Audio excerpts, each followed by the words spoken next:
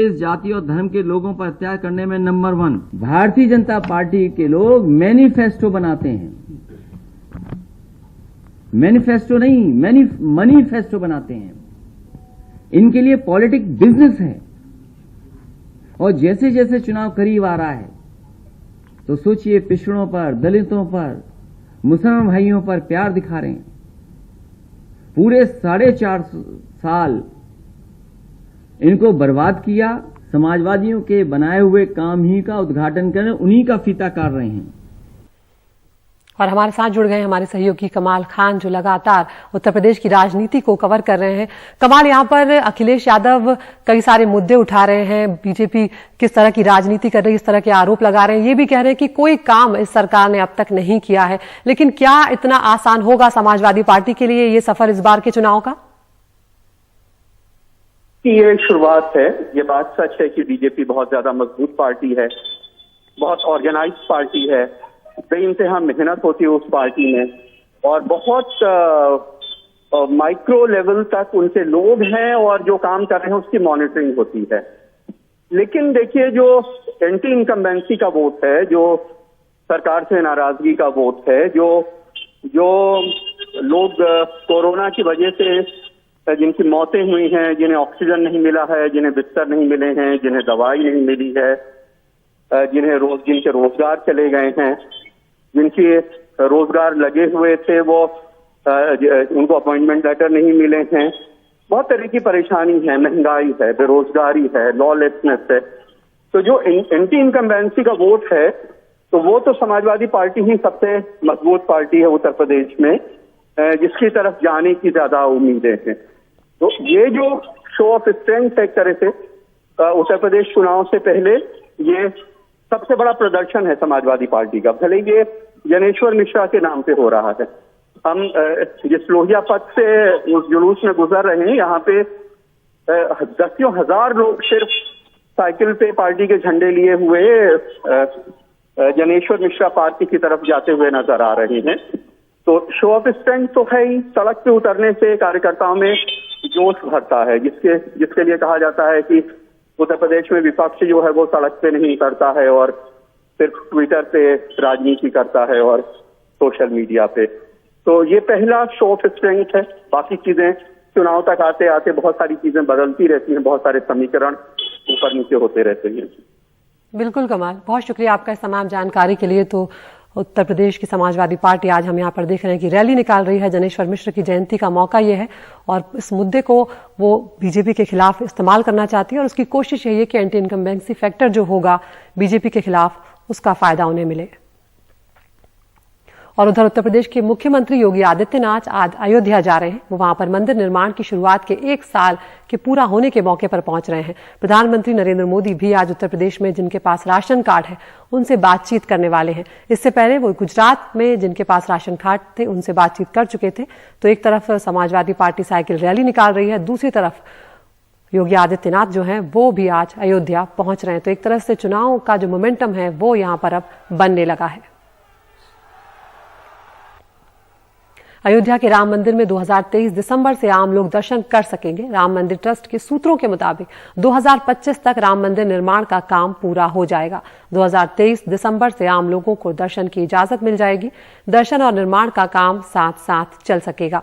पिछले साल 5 अगस्त को प्रधानमंत्री ने मंदिर निर्माण की शुरुआत की थी। मंदिर निर्माण में स्टील, ईंट का इस्तेमाल नहीं किया जा रहा है।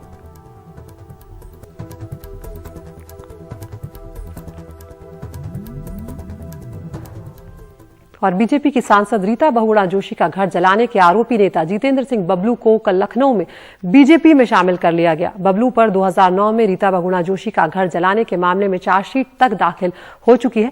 यही नहीं, बबलू पर ढेरों आपराधिक मामले भी चलते रहे हैं। बबलू के बीजेपी में शामिल होने से रीता बहुगुणा जोशी खासी नाराज है। पार्टी विथ अ डिफरेंस कहलाने वाली पार्टी ने आज कुछ ज्यादा ही डिफरेंट काम किया। आपराधिक बैकग्राउंड के उस जितेंद्र सिंह बबलू का स्वागत अभिनंदन करते हुए पार्टी में शामिल कर लिया, जिसके खिलाफ उनकी ही पार्टी के एमपी का घर जलाने के मामले में चार्जशीट हो चुकी है। श्री जितेंद्र कुमार सिंह जी, श्री पंकज मोहन सोनकर जी, हमारे श्याम शंकर तिवारी जी, श्री मनोज शर्मा जी गाजियाबाद, श्री प्रवेश जी, डॉक्टर बीना लवानिया जी, आप सभी का हृदय से स्वागत करता हूं, आप सबका वंदन करता हूं। एक बार तालियों की गड़गड़ाहट से हमारे सभी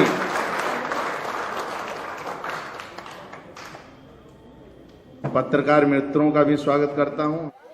और ये रीता बहुगुणा जोशी का 15 जुलाई 2009 को जलता हुआ घर है, लखनऊ में मुख्यमंत्री दफ्तर के बगल में। जितेंद्र सिंह बबलू की ज्वाइनिंग के साथ ही ये तस्वीरें भी जहन में उभरती हैं। उस वक्त रीता जोशी प्रदेश कांग्रेस की अध्यक्ष थीं। मायावती पर उनकी किसी टिप्पणी से नाराज लोगों ने उनका बंगला जलाकर राख कर दिया था। आरोप है कि जितेंद्र सिंह बबलू इस आगजनी की अगुवाई कर रहे थे। सोशल मीडिया में ये समाचार को देखकर मैं स्तब्ध हूं, क्योंकि मुझे बहुत अच्छे से याद है कि जुलाई 2009 में जब मेरा घर जलाया गया था लखनऊ में, तो उस घर में को जलाने में अगुवाई करने वाले जितेंद्र सिंह बबलू थे। और जब जांच हुई तो उसमें आरोपी पाए गए और उनके ऊपर आरोप फ्रेम भी हो चुके हैं। रीता जोशी कहती हैं कि उन्हें यकीन है कि प्रदेश अध्यक्ष स्वतंत्र देव सिंह को इस बात की जानकारी नहीं होगी, वरना वो ऐसे शख्स को पार्टी में नहीं लेते। मुझे पूर्ण विश्वास है कि उन्होंने पार्टी को हमारे गफलत में रखा, इन्होंने सच्चाई उनको नहीं बताई और इसलिए और पार्टी ज्वाइन कर ली। भारतीय जनता पार्टी के दरवाजे सबके लिए खुले रहते हैं, पर मुझे पूर्ण विश्वास है कि अध्यक्ष जी को ये जानकारी नहीं रही होगी। जितेंद्र सिंह बबलू का आपराधिक इतिहास रहा है, उसके ऊपर ढेरों आपराधिक मुकदमे चलते रहे हैं। इनमें हत्या का 1, हत्या के प्रयास के 7, गैंगस्टर एक्ट के 6, गुंडा एक्ट के 1 मुकदमे के अलावा डकैती, अपहरण, फिरौती के लिए अपहरण, मारपीट, बलवे जैसे तमाम मुकदमे शामिल हैं। राजनीति का तो बहुत लंबे समय से उसूल यही रहा है कि गुंडा तभी तक गुंडा होता है जब तक वो दूसरे दल में होता है, और अपने दल में आते ही वो संत हो जाता है। बहरहाल यहाँ मामला फंस गया है, देखना है कि क्या होता है। लखनऊ में कैमरामैन राजेश गुप्ता और विनीत वर्मा के साथ कमाल खान, एनडीटीवी इंडिया। हिमाचल प्रदेश सरकार ने कोरोना को देखते हुए पर्यटकों के लिए नियम और सख्त कर दिए हैं। आरटीपीसीआर नेगेटिव रिपोर्ट ले आना अनिवार्य तो है ही, अब साथ में टीका लेने की रिपोर्ट भी साथ लानी होगी। चाहे 1 टीका लिया हो या 2, उसकी रिपोर्ट दिखाना जरूरी होगा, तभी राज्य में दाखिल होने को मिलेगा।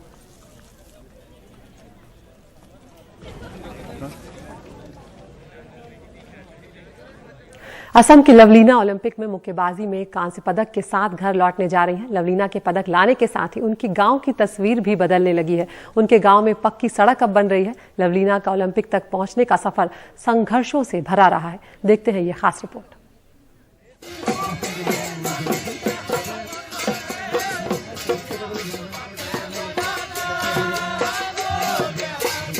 बिहू का त्योहार नहीं है, लेकिन असम में गोलाघाट जिले के बोरपथार के लोग जश्न मना रहे हैं। ये खुश है क्योंकि यहाँ की 23 वर्षीय लवलीना बोगोहेन ने राज्य के लिए पहला ओलंपिक पदक जीता है। कहना चाहूँगा, आप थोड़ा इसका माहौल दिखाइए, रास्ता घाट दिखाइए, यहाँ कितना मतलब अभी भी उन्नयन के लिए बहुत काम बाकी है। लवलीना एक नाम नहीं है, अभी आदर्श हो चुका है।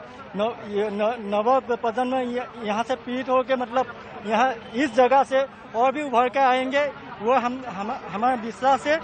बारोमुखिया में लवलीना के घर पर उनके पिता याद करते हैं कि वो घर से बाहर रहते थे तो कैसे उनकी पत्नी ने अपनी तीनों बेटियों को आत्मरक्षा की ट्रेनिंग दिलवाई। आने अकेले उन लोगों को सिखाया था, तुम किक बॉक्सिंग सीखो या कुंफू कराटे जो सीखो, सेल्फ प्रोटेक्शन के लिए पहले सीख लो। लवलीना के पहले कोच प्रशांत दास ने 12 साल की लवलीना को मुए थाई और किक बॉक्सिंग सिखाई। कहते हैं कि उन्होंने मुक्केबाजी का पहला पदक बिना किसी ट्रेनिंग के जीता था। लवलीना जाके ओलंपिक में हमारा भारत का होके जो वो पार्टिसिपेट कर रहा है, वही हम लोग के लिए बहुत गौरव का बात है। लवलीना के गांव का कच्चा रास्ता जो बरसात में बिल्कुल कट जाता था, ओलंपिक स्टार की बदौलत उस पर अब पक्की सड़क बन रही है। अभी लवलीना जो मेडल लिया ना, इसी टाइम में सरकार का हाथ, सरकार का दृष्टि यहाँ पे आ रहा है बरपथार में। अभी सारा आसाम का जितना माने मिनिस्टर एमएलए जितना है, सबका दृष्टि यहाँ पे है। अभी लवलीना बोरगोहाई का घर, उनका गांव कितना पिछड़ा हुआ इलाका है, इसका अंदाजा आपको तब लगेगा जब आप ये सड़क को देखोगे। ये सड़क जो अब बन रही है, ये सड़क कच्ची सड़क है, ये कच्ची सड़क ही उनके गांव तक जाता है और इसी कच्ची सड़क में साइकिल चला के हर दिन कई घंटों तक साइकिल चला के अपने मुआ थाई और किक बॉक्सिंग की ट्रेनिंग करने के लिए लवलीना बड़पथार जाती थी और इसके बाद गेम्स जो मैचेस होते थे उसके लिए आगे गोलाघाट जाती थी। दूर दराज का इलाका है, एमएलए मिनिस्टर की कभी निगाह नहीं पड़ी, मगर लवलीना के लिए अब सबकी निगाह है, पूरे देश की निगाह है। बड़पथार